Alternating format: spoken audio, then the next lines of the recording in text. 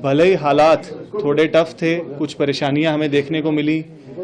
झेलम के लेवल्स कुछ ऐसे अलार्मिंग लेवल्स तक बढ़ चुके थे, चाहे वो संगम हो चाहे राममुंशी बाग हो, जिसे हमारी सारी टीम्स मॉनिटर कर रही थी, डीसीज मॉनिटर कर रहे थे,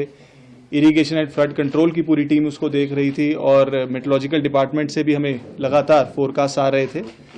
लेकिन जो बीते कुछ दिनों में हमने समस्या को देखा तो और आवाम ने उसका बड़ी डट करके सामना किया है और आगे भी हमें इसी तरीके से अलर्ट रहने की ज़रूरत है। और मैं यही अपील एडमिनिस्ट्रेशन की तरफ से सभी लोगों को करना चाहूँगा, जैसे साउथ कश्मीर ने इस सिचुएशन को हैंडल किया है, खुदा ना खास्ता आगे भी, क्योंकि अगले 15-20 दिन बड़े इंपॉर्टेंट रहेंगे हमारे लिए। हमारे वेदर फोरकास्ट लगातार आते रहेंगे, सभी ग्रुप्स के जरिए आपके साथ शेयर भी होते हैं, लोगों तक भी पहुंचते हैं, पर कई बार हम उसके ऊपर नज़रअंदाजी उसके कर देते हैं और बड़े ध्यान से उसको नहीं देखते हैं। तो जो हमारी वेदर एडवाइजरीज हैं, जो अलर्ट्स हैं, उन सभी को हमें देखने की बहुत ज़रूरत है और उनको फॉलो करने की ज़रूरत है।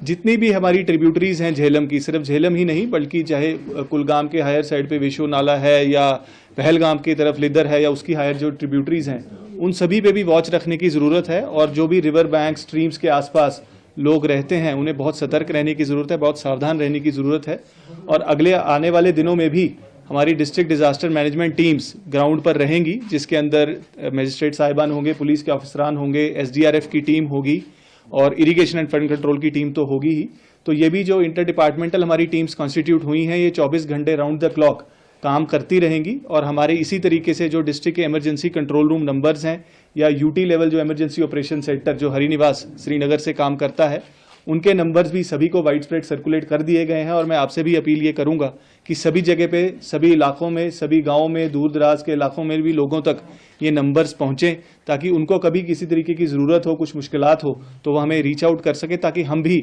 उनकी समस्याओं को एड्रेस कर सकें। फिलहाल ये एक शॉर्ट टर्म अरेंजमेंट रहेगा अगले 15-20 एक महीने के लिए, जब तक जो है हालात या मानसून का जो सिस्टम है वो इम्प्रूव नहीं हो जाता है और रिसीड नहीं कर जाते हैं जो मानसून शावर्स हैं।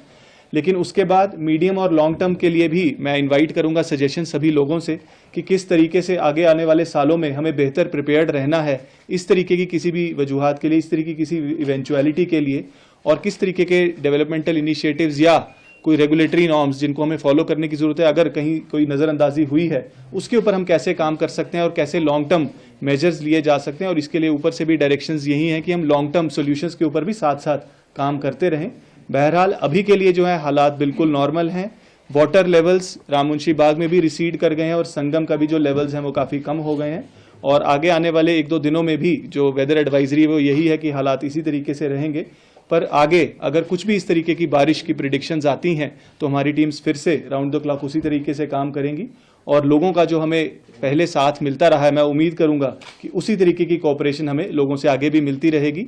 मैं अपनी सभी डिपार्टमेंटल टीम्स, हमारी irrigation flood control teams, police, SDRF और हमारी जो 15 कोर की आर्मी की टीम है, जिन्होंने भी पिछले 1-2 दिनों में बहुत अच्छा काम किया है, उनको भी मैं इस मौके पर बहुत बहुत मुबारकबाद देना चाहूँगा।